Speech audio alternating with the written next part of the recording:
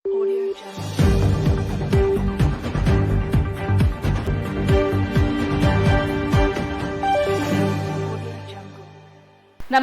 എല്ലാ പ്രേക്ഷകർക്കും Indian people ടിവിയിലേക്ക് സ്വാഗതം. ഞാൻ മിനി. പ്രധാന വാർത്തകൾ. കാവശ്ശേരി ബാറിൽ വെടിവെപ്പ്, മാനേജർക്ക് പരിക്കേറ്റു. പാതയോര പാർക്കിംഗ് സെന്ററുകൾക്ക് അംഗീകാരം നൽകണമെന്നാവശ്യപ്പെട്ട് ഓട്ടോ ടാക്സി തൊഴിലാളികളുടെ നഗരസഭാ മാർച്ച് നാളെ. ഹൈസ്കൂൾ വിദ്യാർത്ഥികൾക്കായി പാസ്വേഡ് ക്യാമ്പ് നടത്തി സംസ്ഥാന ന്യൂനപക്ഷ ക്ഷേമ വകുപ്പ്. നടക്കാവ് റെയിൽവേ മേൽപ്പാലം പ്രവൃത്തി വീണ്ടും മന്ദഗതിയിൽ. വാർത്തകൾ വിശദമായി. കാവശ്ശേരി കല്ലേപ്പുള്ളിയിലെ ബാറിൽ മദ്യപ സംഘം എയർഗൺ ഉപയോഗിച്ച് ജീവനക്കാരനെ വെടിവെച്ചു.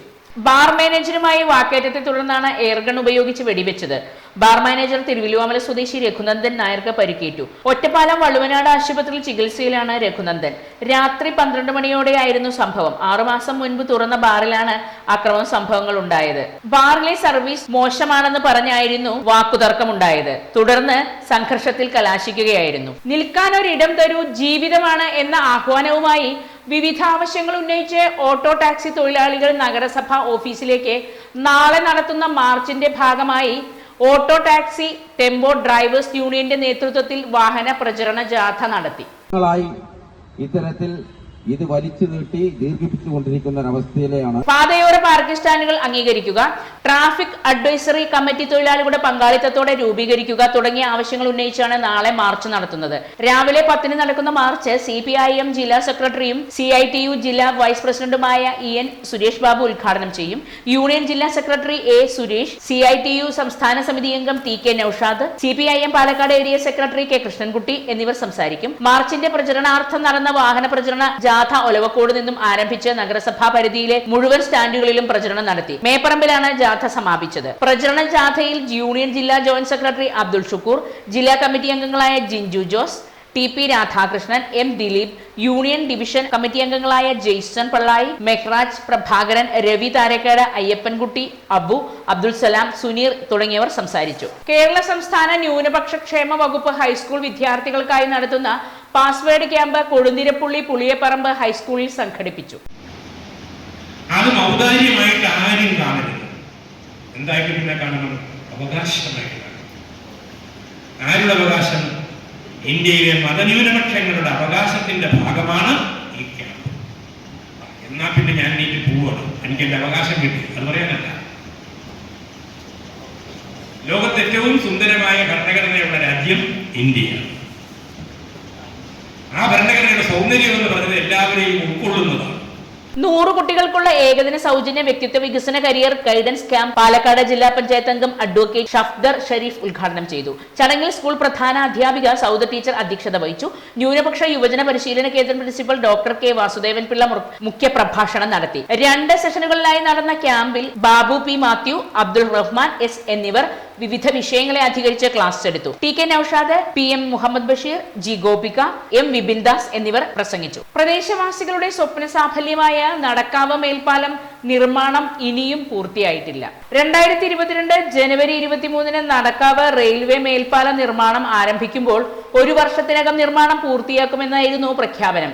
എന്നാൽ പ്രവൃത്തികൾ തുടങ്ങി 2 വർഷമാകുമ്പോഴും പുതുവർഷത്തിലെങ്കിലും പാലം ഗതാഗത യോഗ്യമാകുമോ എന്ന പ്രതീക്ഷയിലാണ് പ്രദേശവാസികൾ. പാലത്തിന്റെ ബീമുകളുടെ പണി പൂർത്തിയായെങ്കിലും റെയിൽവേ ട്രാക്കിന് മുകളിലൂടെയുള്ള പാലം നിർമ്മാണമാണ് ഇനിയുള്ളതെങ്കിലും ഇത് റെയിൽവേയാണ് പൂർത്തിയാക്കേണ്ടത്. 2020 ഡിസംബറിലാണ് നടക്കാവ് മേൽപ്പാല നിർമ്മാണത്തിന്റെ ഉദ്ഘാടനം നടത്തിയതെങ്കിലും കോവിഡിൽ കുരുങ്ങി മേൽപ്പാല നിർമ്മാണം ഇഴഞ്ഞു നീങ്ങുകയായിരുന്നു. 2017 ഒക്ടോബറിലാണ് മേൽപ്പാല നിർമ്മാണത്തിന് തറക്കല്ലിട്ടതെങ്കിലും പാലം നിർമ്മാണത്തിന് ആവശ്യമായ സ്ഥലമേറ്റെടുപ്പ് നടപടികൾ പൂർത്തിയാക്കാത്തതാണ് പ്രവൃത്തികളെ ബാധിച്ചത്.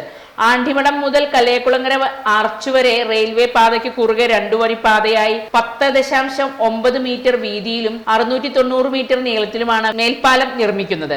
ഇരുവശങ്ങളിലുമായി കാൽനടയാത്രികർക്കായി ഓരോ മീറ്റർ വീതിയിലുള്ള നടപ്പാത ഒഴിവാക്കി 7.5 മീറ്റർ വീതിയിലാണ് വാഹന ഗതാഗതം സാധ്യമാക്കുന്നത്. പാലക്കാട് കോയമ്പത്തൂർ റെയിൽവേ പാതയ്ക്ക് കുറുകെ നിർമ്മിക്കുന്ന മേൽപ്പാലത്തിന് 36 കോടി രൂപയാണ് പദ്ധതി ചെലവ്. നിർമ്മാണത്തിന്റെ ഭാഗമായി പൈപ്പിംഗ് പ്രവർത്തനം തുടങ്ങിയാൽ മെയ് മാസത്തോടെ മേൽപ്പാല നിർമ്മാണം പൂർത്തിയാകുമെന്നാണ് പ്രതീക്ഷിക്കുന്നത്. പാലക്കാട് കോയമ്പത്തൂർ റെയിൽവേ പാതയായതിനാൽ രാപകലന്യെ എക്സ്പ്രസ് ട്രെയിനുകൾ അടക്കം നിരവധി ട്രെയിനുകളാണ് ഇതുവഴി കടന്നു പോകുന്നതെന്നതിനാൽ നിരന്തരം റെയിൽവേ ഗേറ്റ് അടയ്ക്കുന്നത് മൂലം ഗതാഗത കുരുക്കും പതിവാണ്. പാലക്കാട്ടേക്കുള്ള ആംബുലൻസ് അടക്കം ഗേറ്റിൽ കുടുങ്ങിയത് മൂലം നിരവധി മരണങ്ങളും സംഭവിച്ചിട്ടുണ്ട്. റെയിൽവേയുടെ ഭാഗത്തെ നിർമ്മാണത്തിനായി 2022 ഒക്ടോബറിൽ 11.63 കോടി രൂപയും അനുവദിച്ചിരുന്നു. ഇനി റെയിൽവേയുടെ നിർമ്മാണം പൂർത്തിയാക്കിയാൽ മാത്രമേ പാലത്തിൽ റോഡ് അടക്കമുള്ള അനുബന്ധ പ്രവൃത്തികൾ നടത്താനാകൂ. പാലം നിർമ്മാണം തുടങ്ങിയതു മുതൽ ബസ്സുകൾ അടക്കമുള്ള വാഹനങ്ങൾ ആണ്ടിമഠം, മന്തക്കാട്, റെയിൽവേ കോളനി റൂട്ടുകളിലൂടെയാണ് പോകുന്നതെന്നതിനാൽ വിദ്യാർത്ഥികൾ അടക്കമുള്ളവരുടെ യാത്ര ദുരിതവുമാണ്. മേൽപ്പാല നിർമ്മാണവുമായി ബന്ധപ്പെട്ട നിരവധി സമരങ്ങളും പ്രതിഷേധ പരിപാടികളും ഒക്കെ നടത്തിയിരുന്നു. VS അച്യുതാനന്ദൻ മലമ്പുഴ MLA ആയ കാലത്താണ് നടക്കാവ് മേൽപ്പാല നിർമ്മാണത്തിന് പച്ചക്കൊടിയായത്. എന്നാൽ നിർമ്മാണം തുടങ്ങി 3 വർഷം കഴിഞ്ഞിട്ടും പ്രവൃത്തികൾ ഇഴഞ്ഞു നീങ്ങുമ്പോൾ പ്രദേശവാസികൾ കാത്തിരിപ്പിലാണ്. അടുത്ത വർഷത്തിലെങ്കിലും നടക്കാവ് മേൽപ്പാലം ഗതാഗത യോഗ്യമാകുന്ന നാളുകൾക്കായി. ആദിവാസി മേഖലയിൽ ജലക്ഷാമം, ശിരുവാണിയിൽ ജലനിയന്ത്രണം. ശിരുവാണി അണക്കെട്ടിൽ നിന്ന് തമിഴ്നാട്ടിലേക്കുള്ള ജലവിതരണത്തിൽ നേരിയ നിയന്ത്രണം ഏർപ്പെടുത്തി. കിഴക്കൻ അട്ടപ്പാടി ആദിവാസി മേഖലകളിലെ ശുദ്ധജലക്ഷാമവും വരൾച്ചയും മുൻകൂട്ടി കണ്ടാണ് കേരളത്തിന്റെ നടപടി. മഴ തീരെയില്ലാത്ത സാഹചര്യത്തിൽ കൂടിയാണിതെന്ന് അധികൃതർ വിശദീകരിച്ചു. അതേസമയം തമിഴ്നാട് ആളിയാർ ഡാമിൽ നിന്നുള്ള ജലവിതരണം പേരിനു മാത്രമാക്കിയതോടെ ചിറ്റൂർ പുഴ പദ്ധതി പ്രദേശത്ത് ജലസേചനം കൂടുതൽ പ്രതിസന്ധിയിലായി. പറമ്പിക്കുളം അണക്കെട്ടിൽ ഉപയോഗിക്കാവുന്ന അവസ്ഥയിൽ 6 TMCയോളം ജലമുണ്ടായിട്ടും തമിഴ്നാട് വെള്ളം ആളിയാറിലേക്ക് എത്തിക്കുന്നില്ല. അപ്പർ ആളിയാർ ഡാമിൽ നിന്ന് വേണ്ടത്ര വെള്ളം ആളിയാറിലേക്ക് കൊണ്ടുവരുന്നില്ല. ആളിയാർ അണക്കെട്ടിലേക്ക് വേണ്ടത്ര വെള്ളം എത്തിച്ചാൽ മാത്രമേ ചിറ്റൂർ പുഴയിലേക്കുള്ള ജലവിതരണം സുഗമമാകൂ. ചിറ്റൂർ പുഴ പദ്ധതി പ്രദേശത്തെ 2ാം വിള കൃഷി ആവശ്യത്തിനായി സെക്കൻഡിൽ 383 ഘനയടി തോതിലുള്ള ജലവിതരണമാണ് കേരളം ആവശ്യപ്പെട്ടിട്ടുള്ളത്. ഇതിൽ തമിഴ്നാട് ആകെ നൽകുന്നത് സെക്കൻഡിൽ 147 ഘനയടി വെള്ളമാണ്. ഫെബ്രുവരി അവസാനം വരെ സെക്കൻഡിൽ 400 ഘനയടി തോതിലെങ്കിലും വെള്ളം ലഭ്യമാക്കിയാൽ മാത്രമേ കാർഷിക ജലസേചനവും ശുദ്ധജല വിതരണവും പ്രതിസന്ധിയില്ലാതെ നടത്താനാകൂ. കേരളം ചീഫ് സെക്രട്ടറി തലത്തിൽ കത്തു നൽകിയിട്ടും തമിഴ്നാട് അനുകൂലമായി പ്രതികരിച്ചിട്ടില്ല. ഈ സാഹചര്യത്തിൽ കടുത്ത നടപടികൾ സ്വീകരിക്കുന്നതിനെ കുറിച്ചും കേരളം ആലോചിച്ചു തുടങ്ങി. 2023 ജൂലൈ 1 മുതൽ ഇന്നലെ വരെ 3.5 TMC വെള്ളമാണ് ചിറ്റൂർ പുഴയിലേക്ക് ലഭിച്ചിട്ടുള്ളത്. ഇക്കാലയളവിൽ കരാർ പ്രകാരം 5.7 TMC ജലം ലഭിക്കണം. വരും ദിവസങ്ങളിലെങ്കിലും തമിഴ്നാട് ആളിയാറിൽ നിന്ന് അർഹതപ്പെട്ട വെള്ളം ചിറ്റൂർ പുഴയിലേക്ക് ലഭ്യമാക്കുമെന്ന പ്രതീക്ഷയിലാണ് കർഷകർ. മതപരമായ ചടങ്ങ് ഔദ്യോഗിക പരിപാടിയായി ആഘോഷിക്കുന്നതിലേക്ക് മതനിരപേക്ഷ രാജ്യം എത്തി നിൽക്കുകയാണെന്ന് മന്ത്രി K. കൃഷ്ണൻകുട്ടി കോട്ടമൈതാനത്ത് നടന്ന റിപ്പബ്ലിക് ദിനാഘോഷത്തിൽ സല്യൂട്ട് സ്വീകരിച്ച് പ്രസംഗിക്കുകയായിരുന്നു അദ്ദേഹം. ഗുജറാത്തിലെ സോമനാഥ ക്ഷേത്രം ഉദ്ഘാടനം ചെയ്യാൻ അന്നത്തെ രാഷ്ട്രപതി R. രാജേന്ദ്ര പ്രസാദ് തയ്യാറായപ്പോൾ പ്രധാനമന്ത്രിയായിരുന്ന ജവഹർലാൽ നെഹ്റു അതിനെ എതിർത്തു. ഒരു മതനിരപേക്ഷ രാജ്യത്തെ സർക്കാർ മതചടങ്ങിന്റെ ഭാഗമാകുന്നത് അംഗീകരിക്കാനാകില്ലെന്നായിരുന്നു നെഹ്റുവിന്റെ നിലപാട്. ഇക്കാര്യം ചൂണ്ടിക്കാട്ടി അദ്ദേഹം രാഷ്ട്രപതിക്ക് എഴുതിയ കത്ത് ചരിത്രരേഖയാണ്. റിപ്പബ്ലിക് ദിനാഘോഷത്തോടനുബന്ധിച്ച് കോട്ടമൈതാനത്ത് നടന്ന parade Padagiri police inspector Manoj K. Gopi നേതൃത്വം നൽകി. ഷാഫി പറമ്പിൽ MLA, ജില്ലാ പഞ്ചായത്ത് പ്രസിഡന്റ് K. ബിനിമോൾ, നഗരസഭാധ്യക്ഷ പ്രമീള ശശിധരൻ, ഉപാധ്യക്ഷൻ E. Krishnadas, collector doctor S. ചിത്ര, ജില്ലാ പോലീസ് മേധാവി R. Anand, additional district magistrate K. Manikandan, ഉദ്യോഗസ്ഥർ എന്നിവർ സന്നിഹിതരായിരുന്നു. 31 പ്ലറ്റൂണുകൾ പരേഡിൽ അണിനിരന്നു. പരേഡ് വിജയികൾ 1ഉം 2ഉം. പോലീസ് വിഭാഗം KP 2ാം ബറ്റാലിയൻ, ജില്ലാ ഹെഡ്ക്വാർട്ടേഴ്സ് ക്യാമ്പ്, സായുധേതര വിഭാഗം, അഗ്നിരക്ഷാസേന, പാലക്കാട് വനം വകുപ്പ് platoon, NCC Palakkad polytechnic, Mercy college Palakkad, student police cadet ആൺകുട്ടികൾ, Kannadi HSS, Palakkad PMG HSS, പെൺകുട്ടികളുടെ വിഭാഗം, കുഴൽമന്ദം CAHS, Kottayi GHS, guides Palakkad government Moyan girls HSS, Palakkad BMS HSS, scout Palakkad BEM HSS, Moothanthara Karnakiamman high school, band Palakkad Kanikkamatha English medium HSS, Kannadi HSS. വിജയികൾക്ക് മന്ത്രി K. കൃഷ്ണൻകുട്ടി ട്രോഫി സമ്മാനിച്ചു. കൂടുതൽ വാർത്തകളിലേക്ക് വരാം ഒരു ചെറിയ ഇടവേളയ്ക്ക് ശേഷം. പാലക്കാട് വരുമ്പോ പുതിയ കമ്മൽ വാങ്ങിച്ചരാന്ന് പറഞ്ഞിട്ട് ഒരു ചമ്മലും ഇല്ല അല്ലേ? എന്തിനു ഒരു കമ്മലാക്കുന്നേ? ഒരു ആഭരണ ഫാക്ടറിയിലേക്ക് എന്നെ കൊണ്ടുപോയേക്കാം. ഇഷ്ടം പോലെ വാങ്ങിച്ചു. ആഭരണ ഫാക്ടറിയോ? എവിടെ? നമ്മുടെ പാലക്കാട് തന്നെ. വേഗം റെഡി ആയിക്കോ, പോവാം.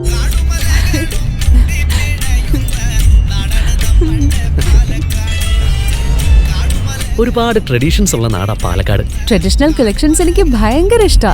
എന്താ തിളക്കല്ലേ? പാലക്കാടിന്റെ കാര്യം പറഞ്ഞ പാലക്കാമലയുടെ കാര്യമല്ല. പാലക്കാമല മതി. എന്താ സ്റ്റൈല്? അമ്മേ, ഞങ്ങള് പാലക്കാട്ടെ ആഭരണ ഫാക്ടറി കാണാൻ പോവാ. അതമ്മേ, നമ്മുടെ സ്റ്റേഡിയം ബസ് സ്റ്റാൻഡിൽ നിന്ന് സുൽത്താൻപേട്ടിലേക്ക് പോകുമ്പോ ഒരു 50 മീറ്റർ കഴിയുമ്പോ റൈറ്റ് സൈഡിൽ കാണാം.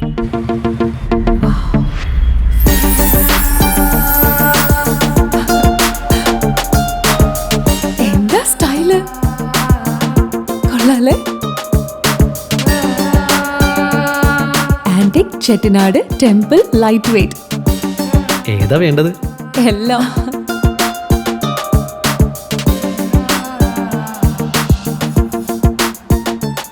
ആഭരണ ഫാക്ടറി സൂപ്പർ അല്ലേ? Trinity super. കേരളത്തിലെ ഏറ്റവും വലിയ ഹോൾസെയിൽ ജ്വല്ലറിയായ ട്രിനിറ്റി ഗോൾഡിന്റെ പാലക്കാട് ഷോറൂമിൽ നിന്ന് 100% 916 HUID സ്വർണ്ണാഭരണങ്ങൾ ഇനി നിങ്ങൾക്കും തൃശൂരിലെ അതേ ഫാക്ടറി വിലയിൽ സ്വന്തമാക്കാം. Trinity Gold, near Stadium Bus Stand, Palakkad. അപ്പോ ഇത്രയും മനസ്സിലാക്കിയ സ്ഥിതിക്ക് ഇനി നിങ്ങൾ പറയൂ, ചർമ്മ സംരക്ഷണത്തിനും സൗന്ദര്യത്തിനും ഒരു മാസം എത്ര രൂപ വരെ ചെലവാക്കാം? 45, 60, 120, 25.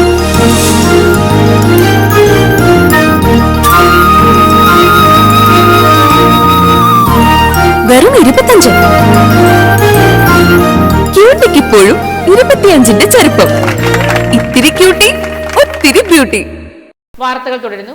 സ്കൂൾ ഉച്ചഭക്ഷണ പദ്ധതി നടത്തിപ്പിന് ലൈസൻസ് നിർബന്ധമാക്കുന്നു. ഭക്ഷണമുണ്ടാക്കി വിൽപ്പനയോ വിതരണമോ നടത്തുന്നവർ ലൈസൻസോ രജിസ്ട്രേഷനോ എടുക്കണമെന്നാണ് ഭക്ഷ്യസുരക്ഷാ ചട്ടം. ആരാധനാലയങ്ങൾക്കടക്കം ഇത് കർശനമാക്കിയ പശ്ചാത്തലത്തിലാണ് സ്കൂൾ ഉച്ചഭക്ഷണ പദ്ധതിയിലും ലൈസൻസ് നടപ്പാക്കാനുള്ള ഭക്ഷ്യസുരക്ഷാ ഡയറക്ടറേറ്റിന്റെ തീരുമാനം. പല സ്കൂളുകൾക്കും ഇത് സംബന്ധിച്ച നോട്ടീസ് നൽകി കഴിഞ്ഞു. സംസ്ഥാനത്തെ 12,000 സ്കൂളുകളിൽ ഉച്ചഭക്ഷണ പദ്ധതിയുണ്ട്. പ്രാഥമിക പ്രഥമാധ്യാപകർക്കാണ് നിർവഹണ ചുമതല. അതിനാൽ സ്കൂൾ ഉച്ചഭക്ഷണത്തിനുള്ള ലൈസൻസോ രജിസ്ട്രേഷനോ പ്രധാന അധ്യാപകരുടെ പേരിലാണ് എടുക്കേണ്ടത്. ഇതിനു പുറമെ പാചക തൊഴിലാളികളുടെ ആരോഗ്യ പരിശോധനയുടെ സാക്ഷ്യപത്രവും ഹാജരാക്കേണ്ടി വരും. അങ്കണവാടി പ്രവർത്തകരുടെ വേതനം 1000 രൂപ വരെ ഉയർത്തിയതായി ധനകാര്യമന്ത്രി KN ബാലഗോപാൽ അറിയിച്ചു. 10 വർഷത്തിന് മുകളിൽ സേവന കാലാവധിയുള്ള അങ്കണവാടി വർക്കർമാരുടെയും ഹെൽപ്പർമാരുടെയും വേതനം 1000 രൂപ വർദ്ധിപ്പിച്ചു. മറ്റുള്ളവരുടെ വേതനത്തിൽ 500 രൂപ കൂടും. 60,232 പേർക്കാണ് ആനുകൂല്യം ലഭിക്കുക. നിലവിൽ വർക്കർമാർക്ക് പ്രതിമാസം 12,000 രൂപയും ഹെൽപ്പർമാർക്ക് 8,000 രൂപയുമാണ് ലഭിച്ചിരുന്നത്. കഴിഞ്ഞ ഡിസംബർ മുതൽ പുതുക്കിയ വേതനത്തിന് അർഹതയുണ്ടാകും. ഇരു വിഭാഗങ്ങളിലുമായി 44,737 പേർക്ക് വേതനത്തിൽ 1000 രൂപ അധികം ലഭിക്കും. 15,495 പേർക്ക് 500 രൂപ വേതന വർധനയുണ്ടാകും. സംസ്ഥാനത്ത് 258 ICDSകളിലായി 33,115 അങ്കണവാടികൾ പ്രവർത്തിക്കുന്നുണ്ട്. അന്നുജും ടാലന്റ് എക്സ്പ്ലോർ പ്രാഥമിക പരീക്ഷ പൂർത്തിയായി. കേരള നദ്വത്തുൽ മുജാഹിദീൻ വിദ്യാഭ്യാസ ബോർഡിന്റെ ആഭിമുഖ്യത്തിൽ അന്നുജും ടാലന്റ് എക്സ്പ്ലോർ എന്ന പേരിൽ നടക്കുന്ന പ്രതിഭാ നിർണയ പരീക്ഷയുടെ പ്രാഥമിക പരീക്ഷ സംസ്ഥാനത്ത് പൂർത്തിയായി. 6ാം ക്ലാസ്സിൽ പഠിക്കുന്ന വിദ്യാർത്ഥികൾക്ക് വേണ്ടി നടത്തുന്ന ടാലന്റ് എക്സ്പ്ലോറിന്റെ പ്രാഥമിക പരീക്ഷ മണ്ണാർക്കാട് മണ്ഡലത്തിൽ തച്ചമ്പാറ നുസ്രത്തുൽ ഇസ്ലാം മദ്രസയിൽ വെച്ച് നടന്നു. മദ്രസകളിൽ നിന്ന് തിരഞ്ഞെടുക്കപ്പെട്ട വിദ്യാർത്ഥികൾക്ക് പ്രാഥമിക ഇസ്ലാമിക വിജ്ഞാനീയങ്ങൾക്കു പുറമെ ഇംഗ്ലീഷ്, മലയാളം, ഗണിതം, സയൻസ്, സാമൂഹ്യശാസ്ത്രം, ജനറൽ നോളജ് എന്നിവയടങ്ങിയ ഒബ്ജക്റ്റീവ് മാതൃകയിലുള്ള പരീക്ഷയായാണ് പ്രാഥമിക പരീക്ഷ നടന്നത്. പ്രാഥമിക പരീക്ഷയിൽ മികവ് പുലർത്തുന്നവരെ ഫൈനൽ റൗണ്ടിലേക്ക് തിരഞ്ഞെടുക്കും. പരീക്ഷയ്ക്ക് ഹംസ മാസ്റ്റർ തച്ചമ്പാറ, ഫജാസ് സ്വലാഹി എടത്തനാട്ടുകര എന്നിവർ നേതൃത്വം നൽകി. കാർഷിക വിളകൾ വെട്ടിനശിപ്പിച്ചതായി പരാതി. സ്ഥലത്ത് അതിക്രമിച്ചു കയറി കാർഷിക വിളകൾ വെട്ടിനശിപ്പിച്ചതായി പരാതി. പള്ളിക്കുറുപ്പ് സുഗുപ്പടി സജിനി വീട്ടിൽ ഗോപാലന്റെ ഭാര്യ വിലാസിനിയുടെ പരാതി പ്രകാരം മണ്ണാർക്കാട് പോലീസ് കേസെടുത്തു. തന്റെയും സഹോദരന്റെയും പേരുള്ള സ്ഥലത്തുള്ള തെങ്ങിൻ തൈകളും വാഴയും മാവ് തൈകളുമാണ് ഒരു കൂട്ടർ വെട്ടി നശിപ്പിച്ചതായി ഇവർ പരാതി നൽകിയിട്ടുള്ളത്. അതിർത്തിയിലെ വേലികളും നശിപ്പിച്ചിട്ടുണ്ട്. ഇക്കഴിഞ്ഞ 23-നാണ് സംഭവം. പോലീസ് സ്ഥലം സന്ദർശിച്ചു. സ്ഥലം സംബന്ധിച്ച് തർക്കം നിലനിൽക്കുന്നതിനാൽ വില്ലേജ് ഓഫീസിൽ നിന്നും കൃത്യമായ രേഖകൾ ആവശ്യപ്പെട്ടിട്ടുണ്ടെന്നും ഇത് പരിശോധിച്ച ശേഷമേ നടപടി ഉണ്ടാകൂവെന്നും SI വിവേക് അറിയിച്ചു. മറ്റു വാർത്തകളിലേക്ക് വരാം ഒരിടവേളയ്ക്ക് ശേഷം.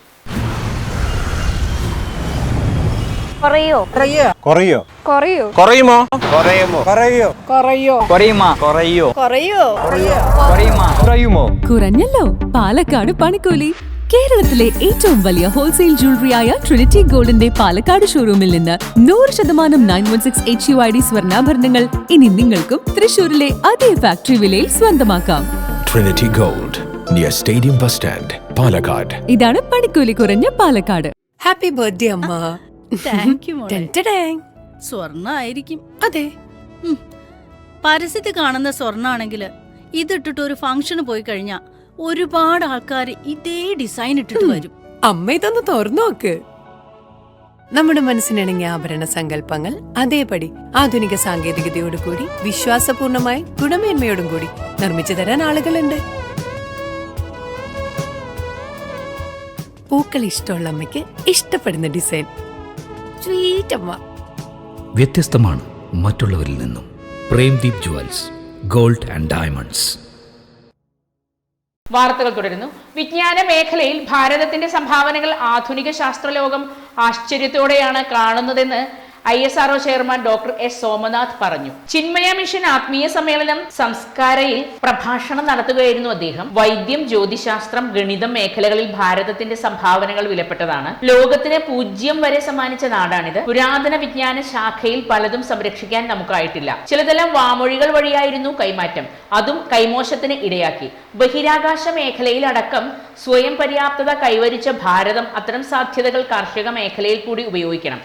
മണ്ണിനും കൃഷിക്കും വേണ്ടത് യഥാസമയം നൽകാൻ ഉപഗ്രഹ സാധ്യതകളിലൂടെ സാധിക്കും. കാർഷിക രംഗത്തെ വൈവിധ്യവൽക്കരണവും പ്രധാനമാണ്. ഊർജോൽപാദന മേഖലയിലും രാജ്യം കൂടുതൽ ശ്രദ്ധിക്കണം. ഹൈഡ്രജൻ, ന്യൂക്ലിയർ ഊർജം അടിസ്ഥാനമാക്കിയുള്ള കാൽവെപ്പിലേക്ക് നീങ്ങണം. ഇതിൽ കൂടി പുരോഗമിച്ചാൽ ലോകത്തെ 3ാമത്തെ ശക്തിയായി രാഷ്ട്രം വളരും. ചന്ദ്രയാൻ 3 ഇന്ത്യയുടെ സ്വന്തം കാൽവെപ്പാണ്. ആദ്യത്തെ പദ്ധതിയും ലക്ഷ്യത്തോടടുക്കുന്നു. ഇത്തരം കുതിപ്പുകൾ ബഹിരാകാശ രംഗത്ത് രാജ്യത്തിന് മേൽക്കോയ്മ നൽകും. അപ്പോഴും വ്യാവസായിക മേഖലകളിൽ അടക്കം ആവശ്യമായ ഗവേഷണ സ്ഥാപനങ്ങളുടെ കുറവുണ്ട്. ഇത് പരിഹരിക്കണമെന്നും അദ്ദേഹം നിർദ്ദേശിച്ചു.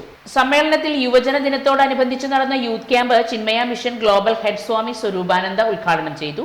സംസ്കാര വൈസ് ചെയർമാൻ AP ദിനേശ് അധ്യക്ഷനായി. Swami Anukoolananda, doctor Thomas George, Sreejith Panicker, Samskara general convener doctor Shyam Prasad, T. Sathyanath എന്നിവർ പ്രസംഗിച്ചു.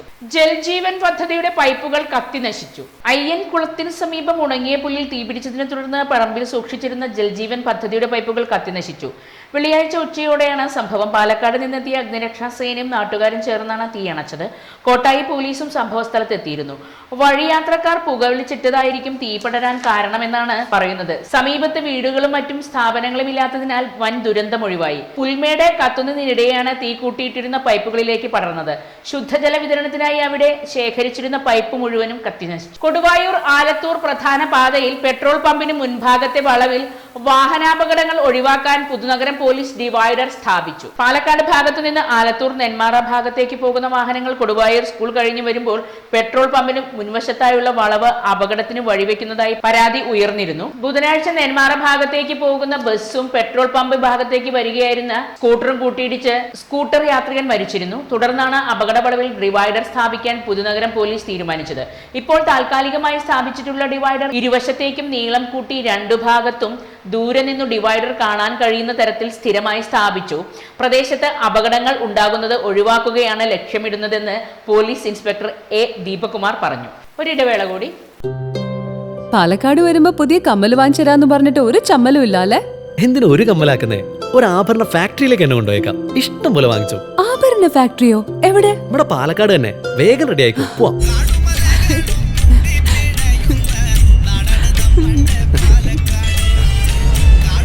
ഒരുപാട് ട്രഡീഷൻസ് ഉള്ള നാടാ പാലക്കാട്. ട്രഡീഷണൽ കളക്ഷൻസ് എനിക്ക് ഭയങ്കര ഇഷ്ടാ.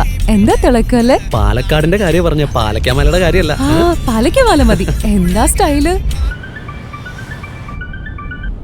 അമ്മേ, ഞങ്ങള് പാലക്കാട്ടെ ആഭരണ ഫാക്ടറി കാണാൻ പോവാ. അതമ്മേ, നമ്മുടെ സ്റ്റേഡിയം ബസ് സ്റ്റാൻഡിൽ നിന്ന് സുൽത്താൻപേട്ടിലേക്ക് പോകുമ്പോ ഒരു 50 മീറ്റർ കഴിയുമ്പോ റൈറ്റ് സൈഡിൽ കാണാം.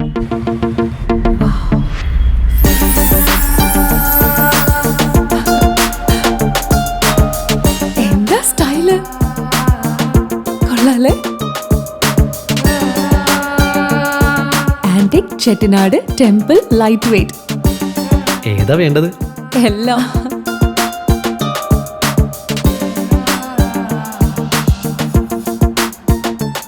ആഭരണ ഫാക്ടറി സൂപ്പർ അല്ലേ? Trinity super. കേരളത്തിലെ ഏറ്റവും വലിയ ഹോൾസെയിൽ ജ്വല്ലറിയായ ട്രിനിറ്റി ഗോൾഡിന്റെ പാലക്കാട് ഷോറൂമിൽ നിന്ന് 100% 916 HUID സ്വർണ്ണാഭരണങ്ങൾ ഇനി നിങ്ങൾക്കും തൃശൂരിലെ അതേ ഫാക്ടറി വിലയിൽ സ്വന്തമാക്കാം. Trinity Gold, near Stadium Bus Stand, Palakkad. വാർത്തകൾ തുടരുന്നു. മലയോര മേഖലകളിലെ കൃഷിയിടങ്ങളിലെ കുരുമുളക് വിളവെടുപ്പ് ആരംഭിച്ചു.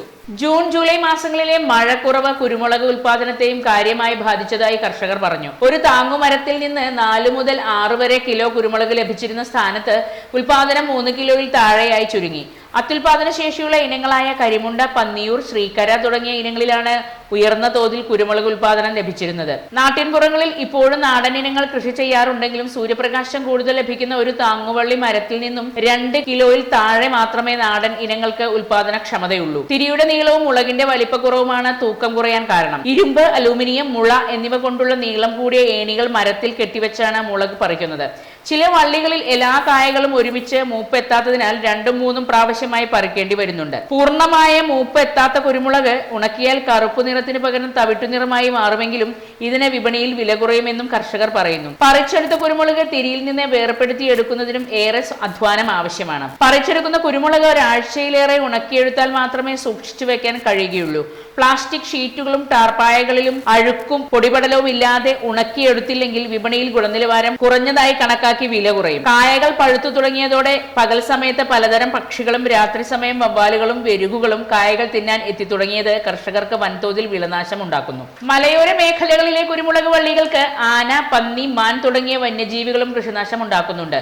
ഇതും വിളവിനെയും കർഷകരുടെ വരുമാനത്തെയും കാര്യമായി ബാധിക്കുന്നതായി കർഷകർ പരാതിപ്പെട്ടു. കാട്ടാന പോലുള്ള മൃഗങ്ങൾ താങ്ങുമരങ്ങളും വള്ളിയും തള്ളിയിട്ട് ചവിട്ടി നശിപ്പിക്കുന്നതും മാനുകൾ കൊമ്പുകൾ ഉരസിയും മറ്റും വള്ളികൾ നശിപ്പിക്കുന്നു. കാട്ടുപന്നികൾ താങ്ങുവൃക്ഷങ്ങളുടെ ചുവട്ടിലെ കുരുമുളകിന്റെ വേരുൾപ്പെടെ കുത്തിമറിച്ച് വള്ളി ഒന്നാകെ ഉണക്കിക്കളയുന്നു. തെങ്ങിൻ തോട്ടങ്ങളിൽ മുരുക്ക്, ശീമക്കൊന്ന, കമുക്, തെങ്ങ് എന്നിവയിൽ സൂര്യപ്രകാശം ലഭിക്കുന്ന വൃക്ഷങ്ങളിലാണ് കുരുമുളക് വള്ളികൾ പടർത്തി വിളവെടുക്കുന്നത്. ഒലിപ്പാറ, കൽച്ചാടി, ചള്ള, കരിമ്പാറ, മാങ്കുറിശി, മംഗലം ഡാം, കരിങ്കയം തുടങ്ങിയ പ്രദേശങ്ങളിൽ റബ്ബർ കൃഷിക്ക് അനുയോജ്യമല്ലാത്ത മേഖലകളിലാണ് കുരുമുളക് കൃഷി വ്യാപകമായിട്ടുള്ളത്. വീട്ടുവളപ്പുകളിലും മറ്റും ചെറിയ തോതിൽ കുരുമുളക് കൃഷി ചെയ്യുന്നുണ്ട്. നെല്ലിയാമ്പതി മേഖലയിലെ കാപ്പിത്തോട്ടങ്ങളിലും ഇടവിളവായി കുരുമുളക് കൃഷി ചെയ്യുന്നുണ്ട്. മേഖലയിലെ കുരുമുളക് വിളവെടുപ്പ് ഫെബ്രുവരി അവസാനം വരെ നീണ്ടു നിൽക്കും. മഴക്കാലത്ത് അനുയോജ്യ കാലാവസ്ഥയും സൂര്യപ്രകാശവും ലഭിക്കുന്ന വള്ളികളിൽ മാത്രമാണ് കുരുമുളക് ഉൽപാദനം ഉയർന്ന തോതിൽ നടക്കാറുള്ളൂ. ദ്രുതമാട്ടം, വേരഴുകൽ രോഗം മൂലവും കുരുമുളക് കൊടികൾ വ്യാപകമായി നശിക്കുന്നുണ്ട്. പ്രതിവിധിയായി ബോഡോ മിശ്രിതവും ട്രൈക്കോഡർമയും ഉപയോഗിക്കുന്നുണ്ടെങ്കിലും കുരുമുളക് വള്ളികളുടെ നാശത്തിന് പ്രതിവിധിയാകുന്നില്ല. ഇനിയൊരൽപ്പം ആരോഗ്യം. ആയുർവേദ വിധിപ്രകാരം ഏറെ ഔഷധ ഗുണമുള്ള സസ്യമാണ് തുളസി. നോക്കാം. പല ആരോഗ്യ പ്രശ്നങ്ങൾക്കും ആശ്വാസം നൽകാൻ തുളസി ഉപയോഗിക്കാറുണ്ട്. സ്ട്രെസ് അകറ്റുന്നതിന് തുളസി നമ്മെ സഹായിക്കുമത്രേ. തുളസിയിൽ അങ്ങനെ മനസ്സിനെ ശാന്തമാക്കാൻ സഹായിക്കുന്ന കോമ്പൗണ്ടുകൾ അടങ്ങിയിട്ടുണ്ട് എന്നാണ് വാദം. സ്ട്രെസ്സിനെ അകറ്റാൻ ഇവ സഹായിക്കുന്നു. മാത്രമല്ല നമ്മുടെ മാനസികാവസ്ഥ പെട്ടെന്ന് മെച്ചപ്പെടുത്താനും തുളസിക്ക് കഴിവുണ്ടത്രേ. രോഗങ്ങളെ അകറ്റുന്നതിനും ആരോഗ്യത്തോടെ തുടരുന്നതിനും രോഗപ്രതിരോധ ശേഷി കൂടിയേ തീരൂ. ഇത് ശക്തിപ്പെടുത്തുന്നതിനും തുളസി സഹായിക്കുമെന്നാണ് ആയുർവേദം പറയുന്നത്. തുളസിയിലുള്ള ആന്റി ഓക്സിഡൻസും മറ്റു പോഷകങ്ങളും ഇതിനെ സഹായിക്കുമത്രേ. ശ്വാസകോശത്തിന്റെ ആരോഗ്യം മെച്ചപ്പെടുത്തുന്നതിനും തുളസി സഹായകമാണെന്ന് ആയുർവേദത്തിൽ വിശ്വസിക്കപ്പെടുന്നു. അതിനാലാണ് തൊണ്ടവേദന, കഫക്കെട്ട്, ചുമ പോലുള്ള അണുബാധകൾ ഉണ്ടാകുമ്പോൾ തുളസിയിട്ട കാപ്പി കഴിക്കാൻ നിർദ്ദേശിക്കുന്നത്. ദഹന പ്രശ്നങ്ങൾ അകറ്റുന്നതിനും ദഹനം സുഗമമാക്കുന്നതിനും തുളസി ഉപകരിക്കും. അസിഡിറ്റി, ഗ്യാസ് പോലുള്ള പ്രയാസങ്ങളിലെല്ലാം തുളസി നീക്കം ചെയ്യുന്നുവെന്നും വാദമുണ്ട്. വായിലുണ്ടാകുന്ന പല അണുബാധകളും രോഗങ്ങളും ചെറുക്കുന്നതിന് തുളസി സഹായകമാണ്. ബാക്ടീരിയകൾക്കെതിരെ പോരാടാനുള്ള തുളസിയുടെ കഴിവാണ് ഇതിന് ഉപകാരപ്പെടുന്നതായി പറയപ്പെടുന്നത്. രക്തത്തിലെ ഷുഗർ നില നിയന്ത്രിക്കുന്നതിനും തുളസി സഹായിക്കുമത്രേ. അതിനാൽ ആയുർവേദം ഫോളോ ചെയ്യുന്ന പ്രമേഹമുള്ളവർ പതിവായി തുളസി കഴിക്കാൻ ശ്രമിക്കാറുണ്ട്. പ്രധാന വാർത്തകൾ ഒരിക്കൽ കൂടി. കാവശ്ശേരി ബാറിൽ വെടിവെപ്പ്, മാനേജർക്ക് പരിക്കേറ്റു. പാതയോര പാർക്കിംഗ് സെന്ററുകൾക്ക് അംഗീകാരം നൽകണമെന്നാവശ്യപ്പെട്ട് ഓട്ടോ ടാക്സി തൊഴിലാളികളുടെ നഗരസഭാ മാർച്ച് നാളെ. ഹൈസ്കൂൾ വിദ്യാർത്ഥികൾക്കായി പാസ്വേഡ് ക്യാമ്പ് നടത്തി സംസ്ഥാന ന്യൂനപക്ഷ ക്ഷേമ വകുപ്പ്. നടക്കാവ് റെയിൽവേ മേൽപ്പാലം പ്രവൃത്തി വീണ്ടും മന്ദഗതിയിൽ. വാർത്തകൾ കഴിഞ്ഞു. നമസ്കാരം.